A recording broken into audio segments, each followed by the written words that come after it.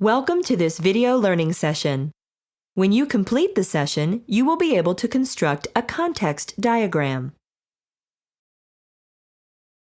In this session, you'll learn about context diagrams and why they are important, how to construct a context diagram, and how you can use a case tool to create a context diagram. Whether you want to construct a building or develop an information system, you need clear specifications and a set of blueprints. A context diagram shows an information system's overall design and is the first step in creating a set of DFDs, which are like the blueprints for building the system. In a previous learning session, you worked with various DFD symbols, such as processes, data stores, entities, and data flows. Now you're ready to create your own context diagram. To do this, you'll need to place the DFD symbols and connect them properly. Like this graphic, a context diagram shows a system's boundaries, scope, and external entities. Let's look at a typical context diagram. This one is from the textbook. It shows a simple grading system. First, let's identify each element in the diagram. Then, we'll show how to build the same diagram from scratch. A process symbol is at the center of the diagram. Every process gets an ID number. This is called process 0 because it represents the entire grading system. Next are the entities that interact with the grading system. They are student, instructor, and the student records system. Notice that input and output data flows connect each entity to the grading system process. Let's identify each data flow. The student inputs submitted work and receives graded work in return. The instructor enters grading parameters and receives a grade report. The student records system submits a class roster as input and receives a set of final grades in return. Now that we've reviewed the symbols, let's create our own context diagram. First, place a single process symbol in the center of the page. This symbol represents the entire system, so we identify it with the number 0. Next, place the 3 entities on the page and arrange them as needed. The boxes can be either shaded or unshaded. Now, with the entities in place, we're ready for the data flows. Let's start with the student data flows.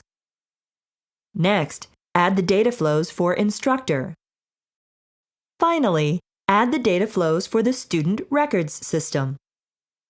Notice that this external entity is another information system.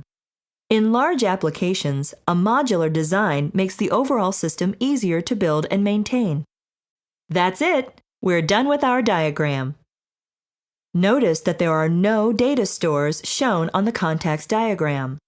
This is because data stores are internal components and are never shown on a top-level context diagram. Later, when we open up process 0, we'll probably see several data stores and maybe more processes too. As systems become more complex, the DFDs also get more complex. For example, here is a context diagram for an order system. The basic concept is the same, but a complex system has more entities and data flows. Notice that there is still only one process at the center of the diagram, process 0, which contains the order system itself. Also notice that external entities can have input data flows, output data flows, or both. This is part 3, where you'll learn how to use a case tool to create a context diagram. This is the opening screen for the Visible Analyst Case tool. We've already created a new project called VLS2, so we're ready to begin building the context diagram. To get started, click File, New Diagram, and then click the Context Diagram box.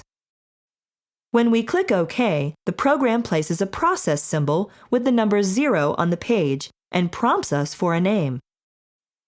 We'll enter the name Grading System because process 0 represents the entire system. By the way, it's okay to use the pointer symbol on the menu bar to rearrange the symbols and align them. To save the context diagram, click File, Save, and enter the name Context Diagram. Now add the three entities. Click the entity symbol on the menu bar, and then click the area of the screen where we want to place the symbol. Each time we do this, the program will prompt us for a name. We'll use the same names we used before: Student, Instructor, and Student Records System. With the process symbol and the entities in place, we're ready to add the data flows. We'll select one of the data flow symbols on the menu bar and then drag it to position the data flow. Let's start with the student entity. First, add an output data flow and name it Submitted Work.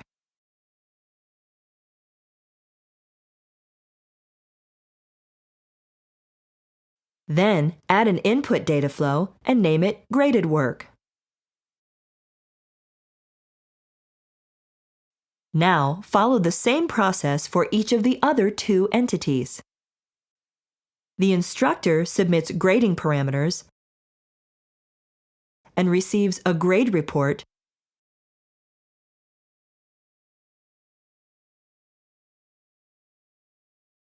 and the student records system receives final grades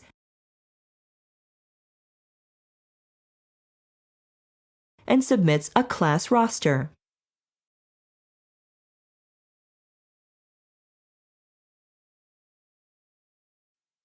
That's all there is to it. Systems analysts use case tools to handle many tasks, and you'll learn more in the textbook.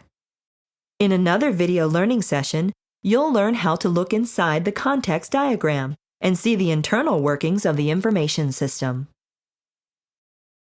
In this session, you learned why context diagrams are important, how to construct context diagrams, and how to use a case tool to construct a context diagram.